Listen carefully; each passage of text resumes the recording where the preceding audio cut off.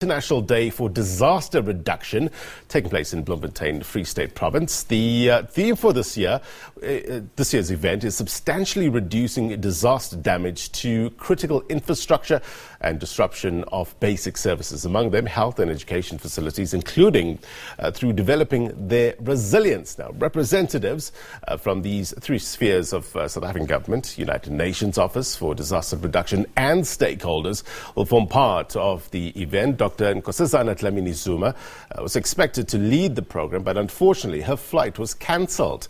For the very latest, let's bring in our reporter Makgala Masiteng live for us from the Free State. Very good morning to you. So we understand now that Nkosana Dlamini-Zuma, Dr. Zuma, is no longer attending, but give us the essence of such a commemoration of the 2019 International Day for Disaster Reduction. Good morning, Blaine. Yes, we are coming live from Central University of Technology. This is where provincial and local government leadership are gathered here to discuss some of the issues relating to how would they manage risk disasters in the province and nationally. You would remember that lately we have been experiencing national disasters across the country due to climate change, including drought, felt fires and others. And next to me now I have the HOD of the National Management of Disaster Management.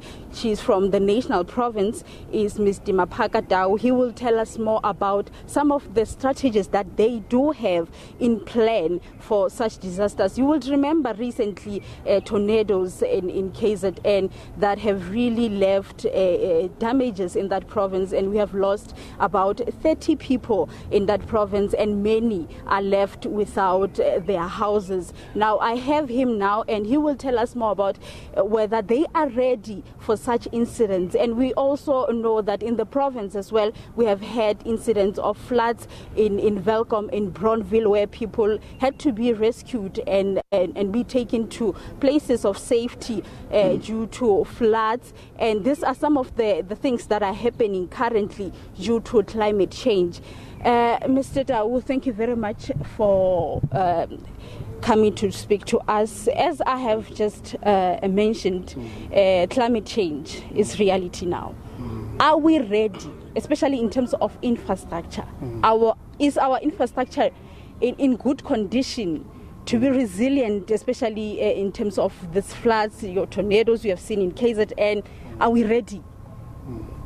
What is the plan? Thank you very much for the opportunity, and greetings to the nation.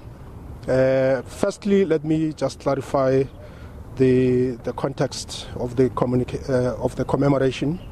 You were correct to say we gathered here to reflect on how best to improve the disaster management system in the country, to ensure that we are ready to deal with any hazards that might occur. We are indeed assembled here today to mark the commemoration of the International Day for Disaster Reduction. This is a day that is designated to be commemorated on the 13th of October every year. But as South Africa, given our priorities this year, particularly the issue around the launch of the district development model, our principals, led by our Minister, Dr. Nkosana Dlamini-Zuma, recommended this day as one that could be used for the commemoration of the International Day for Disaster Reduction. Of critical importance that I need to mention is the theme that underscores this commemoration. The theme reads, substantially reduce disaster damage to critical infrastructure. And disruption of basic services, among them health and education facilities, including through developing their resilience by 2030.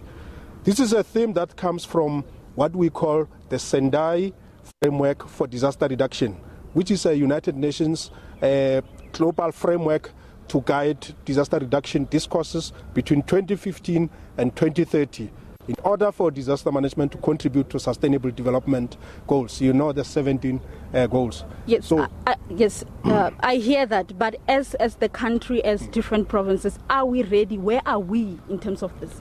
Okay, where we are is that the country is one of the best in terms of the disaster management system.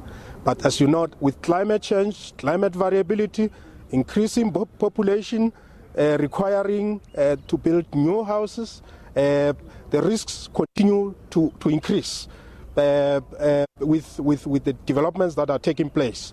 So we are ready in that we have got a very progressive constitution. In terms of Section 24, you can see that it guarantees that everyone should be in an environment that is safe for their health and well-being. And the other legislative measure is the Disaster Management Act 57 of 2002. In terms of that, our readiness comes as a result of us having to have disaster management centers. So those disaster management centers coordinate different sectors, sector departments and other entities within their areas of jurisdiction. For instance, here in Mangaung, where we are commemorating today, we have a disaster management center that will do a risk assessment to identify what are the prevalent hazards in this area, what are the vulnerabilities, and how do you deal with those vulnerabilities in a proactive manner. That means if there is a breach that seems to be showing signs of failure, they would act proactively through the engineering services and the relevant departments to make sure that it is fixed before it can collapse. I want to bring the issue of infrastructure because there's always been a cry that our infrastructure is very old. What is happening with that? Are we going to see the improvement or the upgrade of the infrastructure across the province, across the country, to make sure that we are ready? As you have mentioned, that climate change is a reality. It's happening. We can be hit by any other disaster anytime. So are we ready? Is our infrastructure in good conditions? As I indicated, it will never be in absolute good condition, but there are programs to deal with infrastructure issues. You'd know about what we call infrastructure master plans that must be in place in municipalities to make sure that they assess the state of infrastructure and improve them. You'll also know about the norms and standards for education infrastructure, schools infrastructure in the country that looks at improving the infrastructural integrity of schools. Department of Transport also does the same. Health also revitalize hospitals. It is on this basis that yesterday in the practitioners forum, where we had officials from different departments, we were receiving presentations on their various programs to deal with critical infrastructure so that we remain resilient. Just before I let you go, yes, I hear you are talking about the planning, the strategies, things that you are talking about, you are planning. But the question is the implementation of this. How long will it take?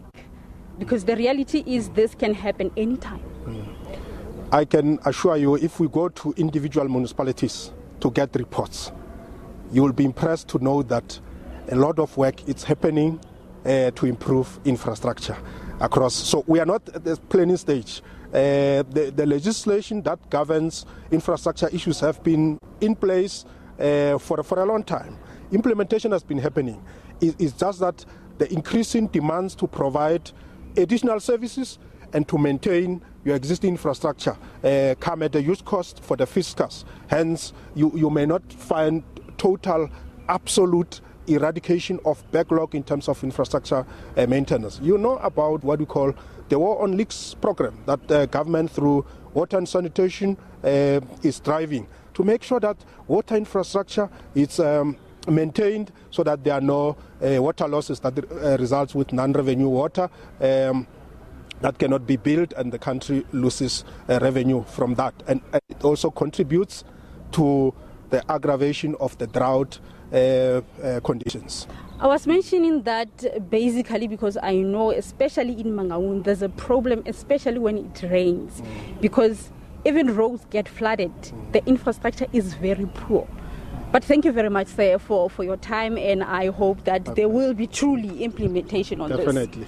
Thank you very much. Thank you very much.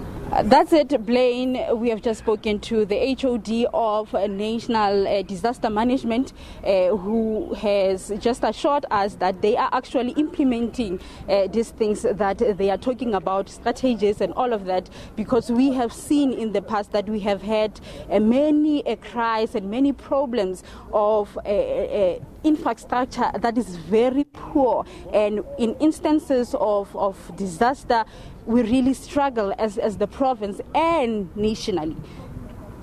Makgala Masiteng pushing for the answers there in the Free State. We thank you very much indeed for your reporting on the 2019 International Day for Disaster Reduction in Bloemfontein, Free State.